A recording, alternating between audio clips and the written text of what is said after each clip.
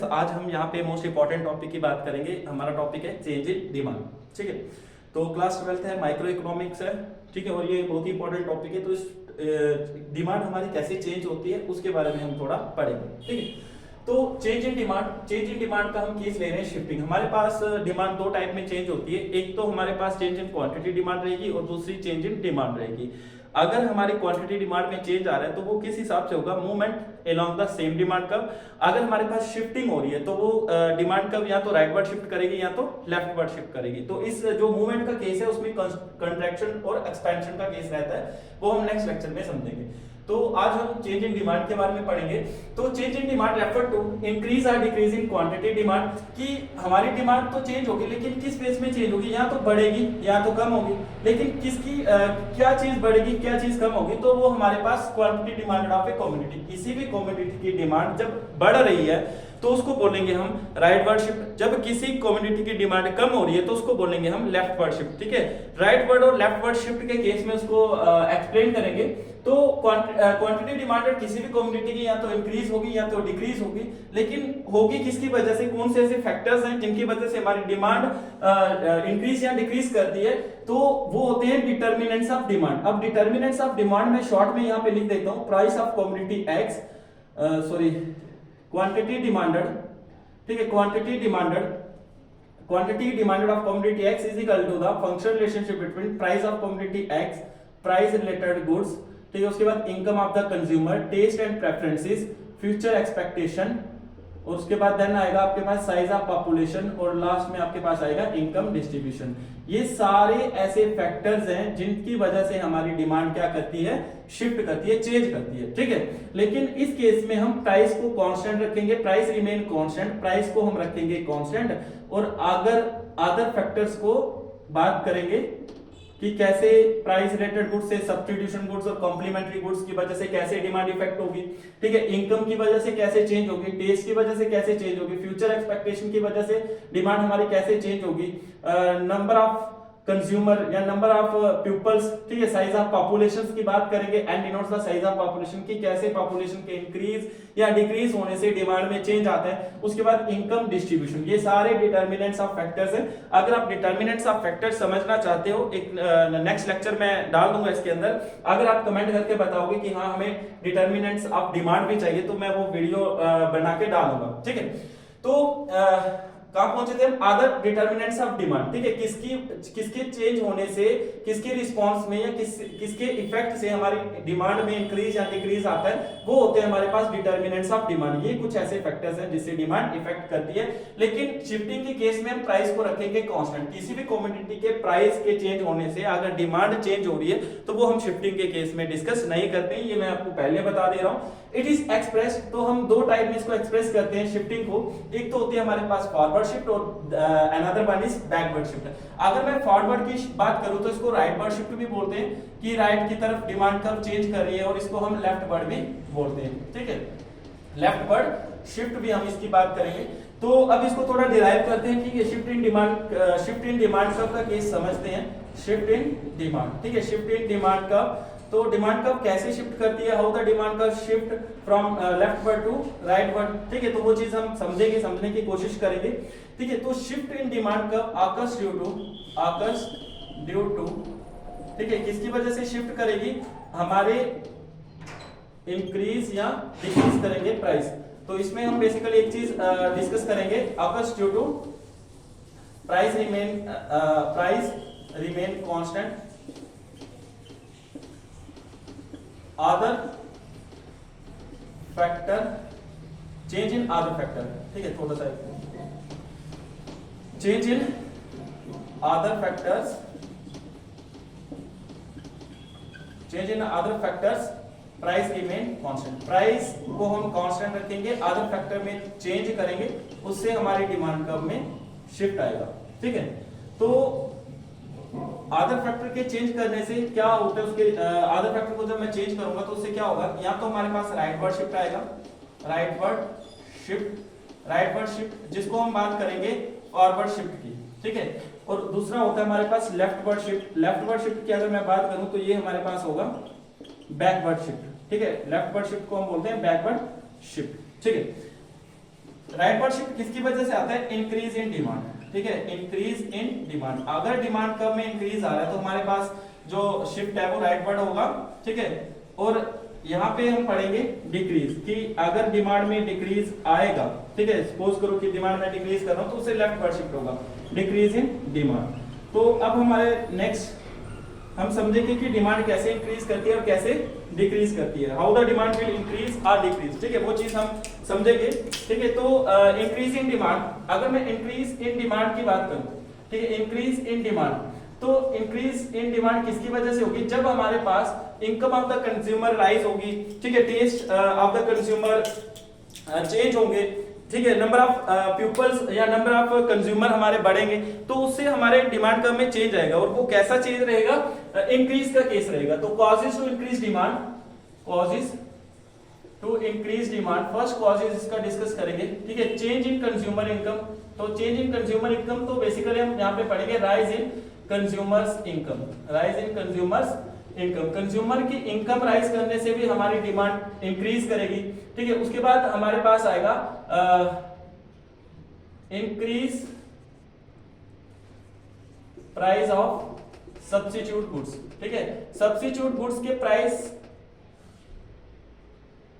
Substitute goods के price increase करने से भी हमारी डिमांड में इंक्रीज आएगा, ठीक है। उसके बाद अगर मैं बात करूं fall the price of complementary goods, complementary goods के प्राइस, कॉम्प्लीमेंट्री गुड्स के प्राइस में चेंज आने से हमारे पास डिमांड इंक्रीज करेगी। सपोज करो कि कॉम्प्लीमेंट्री गुड्स, जैसे मैं बात करूं इंक और इंक पेन आ गया, तो इंक के प्राइस अगर डिक्रीज कर रहे हैं, इंक के प्राइस अगर डिक्रीज कर रहे हैं तो हम पेन की डिमांड को कम कर देंगे, ठीक है। जैसे पेट्रोल के प्राइस बढ़ रहे हैं तो हम पेट्रोल कार की डिमांड कम कर देंगे, ठीक है, वही चीज है।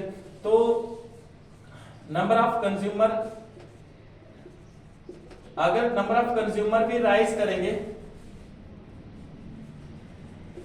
या नंबर ऑफ पीपल अगर इंक्रीज करेंगे तो हमारी डिमांड में शिफ्ट आएगा किसका? इंक्रीज का, ठीक है। तो हम इसको एक इलस्ट्रेशन से समझने की कोशिश करते हैं। सपोज करो कि प्राइस ऑफ कमोडिटी एक्स हमारे पास कांस्टेंट है, प्राइस ऑफ कमोडिटी एक्स में हमें कोई भी चेंज नहीं लाना है, ठीक है, हमें किसमें चेंज लाना है? क्वांटिटी डिमांड में।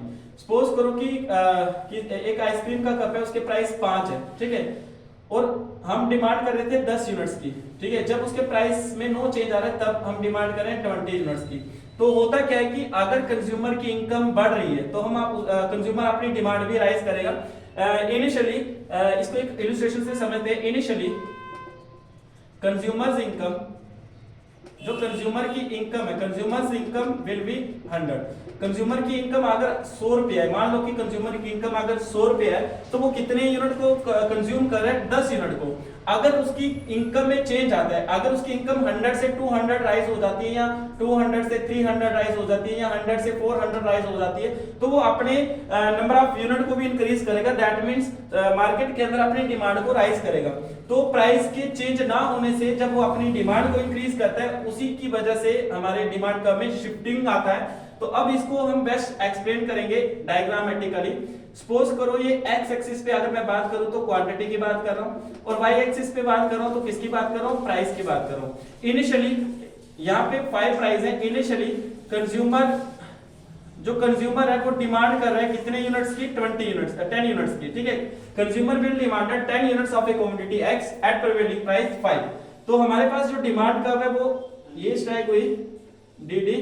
अगर कंज्यूमर अपनी डिमांड को राइज कर रहा है, सपोज करो कि 10 से 20 पहुंचा रहा है, 10 से 20। Initially consumer can demanded 10 unit of commodity X at prevailing price 5। If the consumer will increase demand due to the change in consumer incomes, change in the price of substitute goods, अगर substitute goods के price increase करेंगे तब भी consumer demand बढ़ा देगा, ठीक है। अगर नंबर ऑफ कंज्यूमर राइज करेंगे मार्केट के अंदर, इकोनॉमी के अंदर, तब भी वो अपनी डिमांड को इंक्रीज कर देगा। जब कंप्लीमेंट्री गुड्स के प्राइस फॉल करते हैं ना, तो अपनी डिमांड को बढ़ा देगा, ठीक है।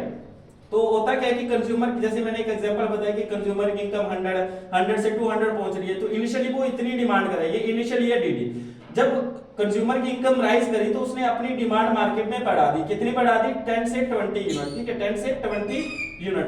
तो इस हिसाब से हमारी डिमांड कब शिफ्ट कर जाएगी? Shift from point E two point F या D1। तो ये हमारे पास वर्ड शिफ्ट है, इसी को हम बोलेंगे राइट वर्ड शिफ्ट और फॉरवर्ड शिफ्ट, ठीक है, और फॉरवर्ड शिफ्ट, फॉरवर्ड शिफ्ट, ठीक है।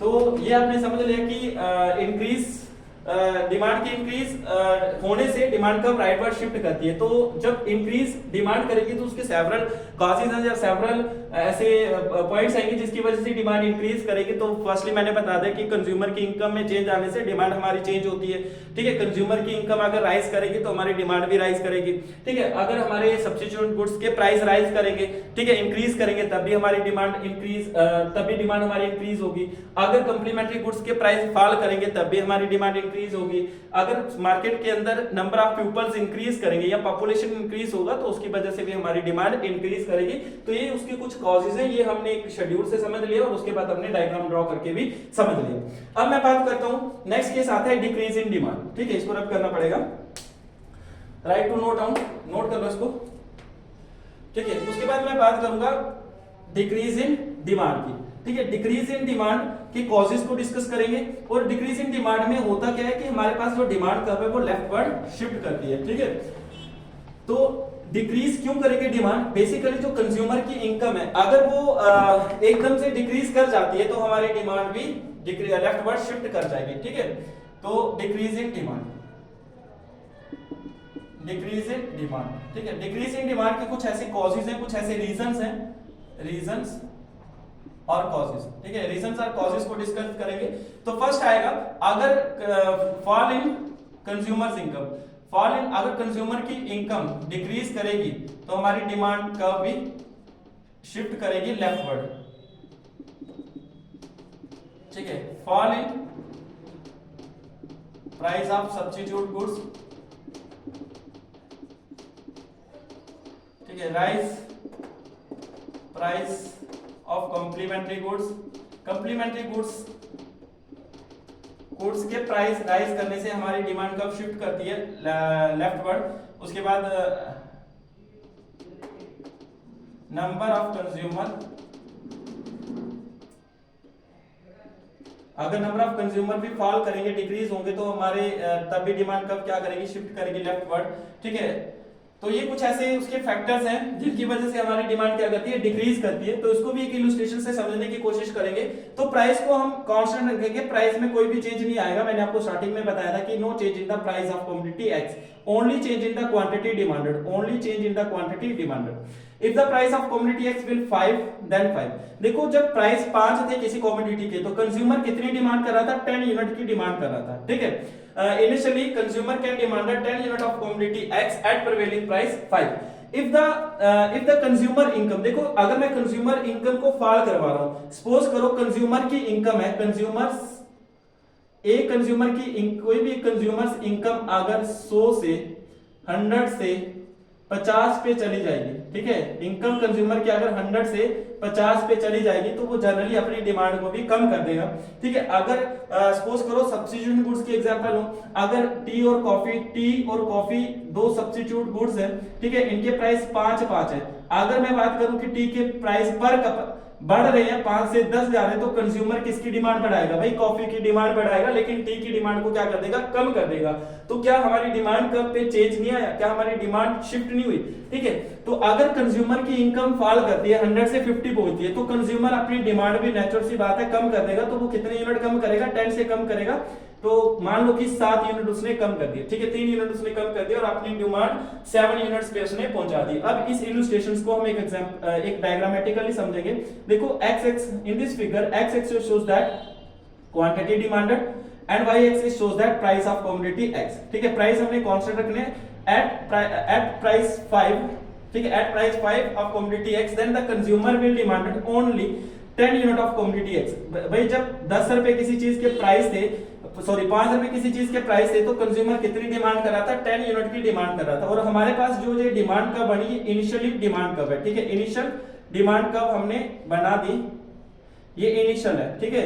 उसकी अभी इनकम में कोई भी चेंज नहीं आ रहा है। जब उसकी इनकम में चेंज आएगा तो वो अपनी डिमांड को भी कम करेगा। 10 से कहां पे पहुंचा दी उसने, 7 यूनिट। तो अगर मैं बात करूं तो ये उसकी डिमांड 7 यूनिट की पहुंच की। अगर इस लाइन इस पॉइंट पे अगर मैं डिमांड कब बनाऊं तो वो डिमांड कब ऐसे बनेगी, तो ये डिमांड हमारे पास होगी ये शिफ्टिंग, और ये कौन सा शिफ्ट हुआ, लेफ्टवर्ड शिफ्ट और बैकवर्ड शिफ्ट। तो इसी को बोलते हैं backward shift in demand curve, ठीक है, backward shift in demand curve, ठीक है। तो from point A two point F, ठीक है, एफ डैश, ठीक है।